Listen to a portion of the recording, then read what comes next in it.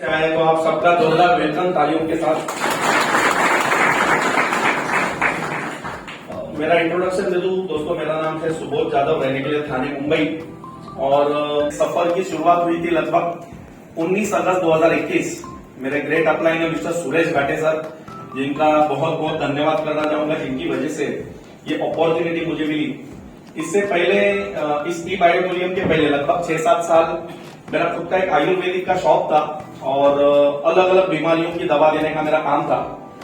जब पहली बार उन्होंने मुझे बुलाया, ये प्रोडक्ट मैंने देखा, प्लान देखा, सारी चीजें अच्छी लगी और प्लान देखने के बाद ऐसा मुझे लगा कि शायद ये वो प्लान है या ये वो बिजनेस है जहां पे हम जो चाहते हैं, जो हम सपने देखते हैं वो पूरा करना चाहते हैं, यहां से वो हो सकता है। और मैंने 3 आइडिया लेके इस बिजनेस की शुरुआत की।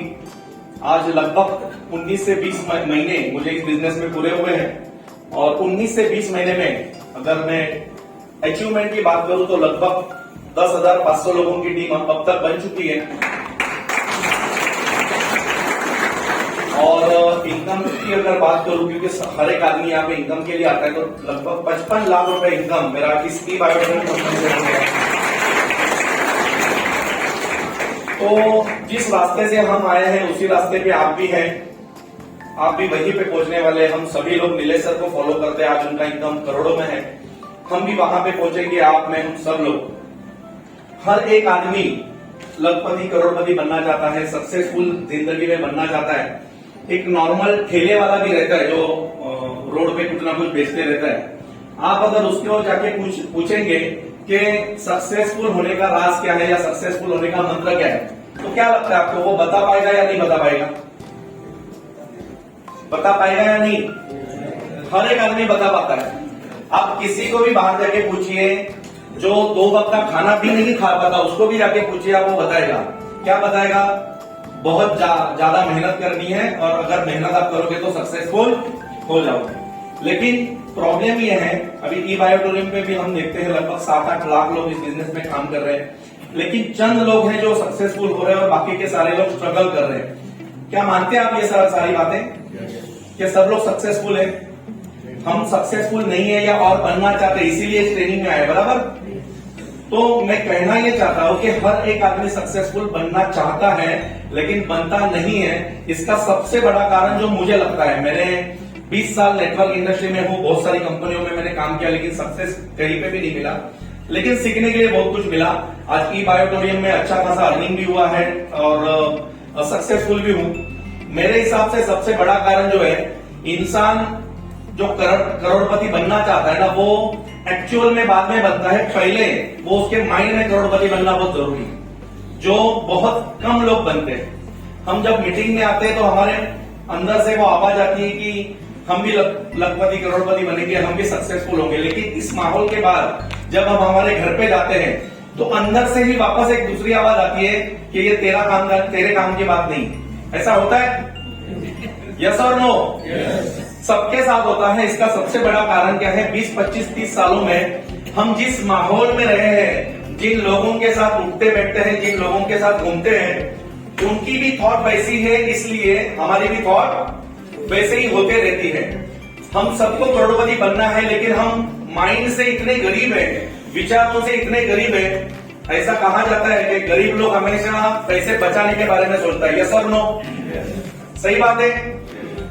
हम बहुत बार लोगों को प्लान दिखाते हैं, प्रोडक्ट बताते हैं और कॉमन एक रीजन आता है लोगों का कि सब कुछ अच्छा लगा लेकिन मेरे पास पैसे नहीं है।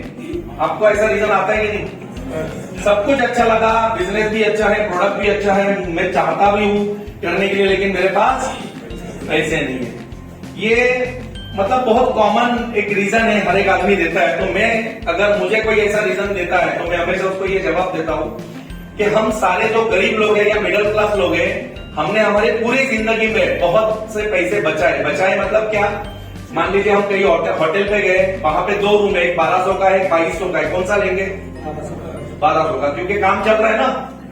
हमारी जो लेडीज है हमारे घर पे हमेशा सब्जी खरीदने जाती है, 20 रुपए पाव किलो अगर कोई सब्जी बताया सामने वाले ने तो 20 रुपए में लेती है क्या? जब तक वो 2 रुपए कम नहीं करता, जान में जान नहीं आती।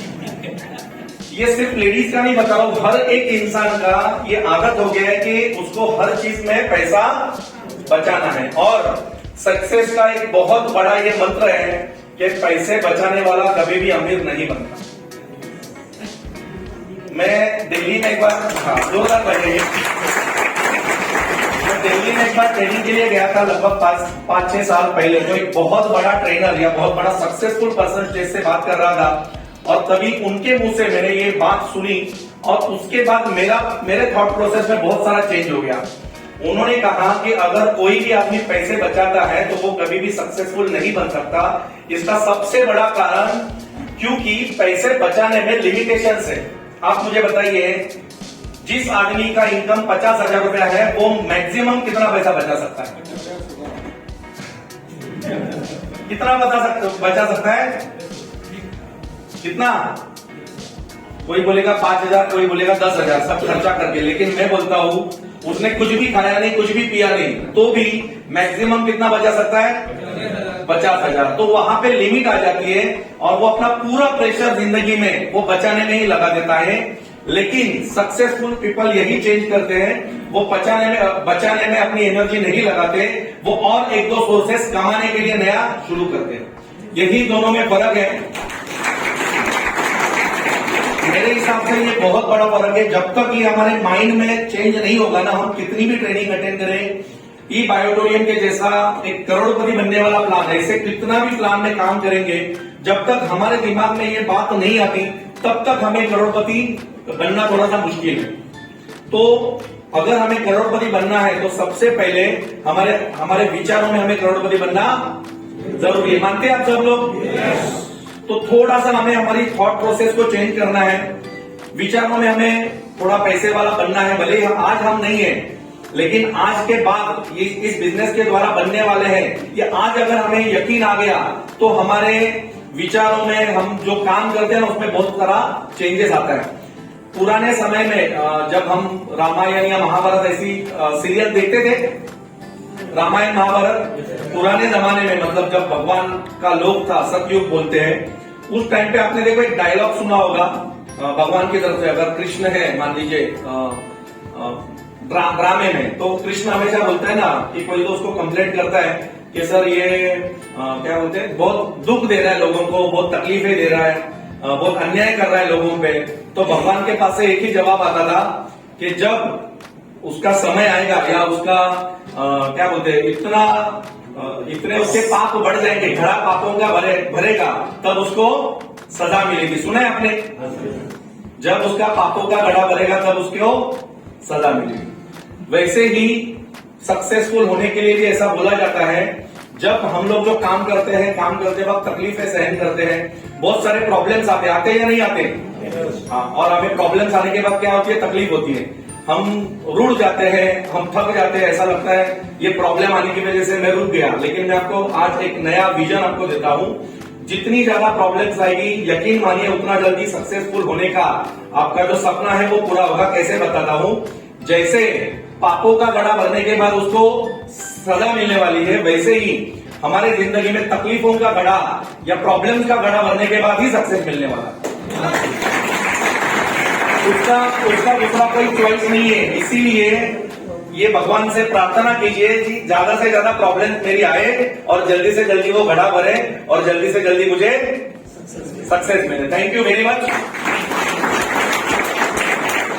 आप सभी ने मुझे जो सुना उसके लिए बहुत बहुत धन्यवाद। इसके आगे बहुत सारे स्पीकर्स हैं। आज का पूरा दिन, कल का पूरा दिन हमें अच्छे लीडर्स को सुनना है, नीलेश सर को सुनना है, सागर सर को सुनना है।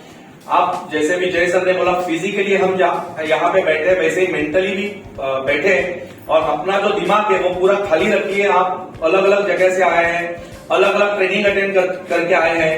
हमें बहुत सारे लोगों को लगता है कि मुझे सब आता है, लेकिन सब अगर आता तो शायद हम यहाँ पे नहीं बैठे होते, यहाँ पे होते थे बताने के लिए। लेकिन अगर वहां पे बैठे हैं, इसका कहीं ना कहीं मतलब है हमें बहुत कुछ सीखना है। तो पूरे दिमाग को खाली कीजिए। जब आप दिमाग को खाली करेंगे, तभी यहां से जो भी आदमी भरने की कोशिश करेगा वो अंदर जाने के लिए उसको जगह चाहिए, है ना? तो आप सभी ने मुझे सुना, इसलिए बहुत बहुत धन्यवाद। Thank you very much. Patil sir का भी धन्यवाद। Thank you.